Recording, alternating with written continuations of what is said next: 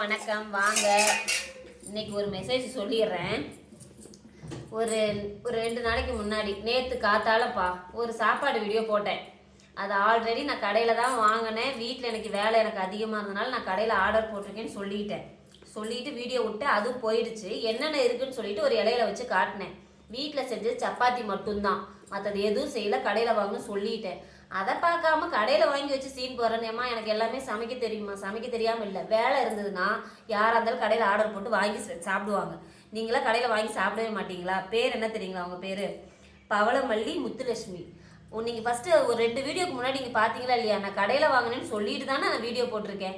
அப்புறம் ஏப்பா எப்படியோ ஒன்று, சரி வாங்க, இன்றைக்கெலாம் நான் வீட்டில் செஞ்சதான்ப்பா. வாங்க, இந்த மாதிரி போடும்போது நல்லா தான் இருக்கு. வாங்க, கேரட் பொரியல், அவரைக்காவும் பொரியல்ப்பா இன்னைக்கு. அடுத்து அப்பளம், அரிசி வடகம், ஸ்டார் அப்பளம், உளுந்த அப்பளம், 3 அப்பளம்ப்பா. அப்புறம் சாதம், இன்னைக்கு ஆறுன சாதம் தான், சுடு சாதம் கிடையாது. சாதம் இன்னைக்கு ஆறுன சாதம் தான் சாப்பிட்ற மாதிரி ஆயிடுச்சு. அப்புறம் வந்துட்டு இன்னைக்கு கன்னியாகுமரி ஸ்டைலில் வெண்டைக்காய் காரக்குழம்பு வச்சுருக்கேன்ப்பா. அரைச்சி விட்டது எல்லாமே.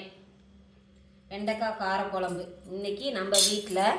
வெண்டைக்காய் காரக்குழம்பு, கேரட் பொரியல், அவரைக்காய் பொரியல், அப்பளம். எப்பா இதெல்லாம் வீட்டில் செஞ்சதுதான்ப்பா. பிடிச்சிருந்தா லைக் பண்ணுங்கள். பாய்.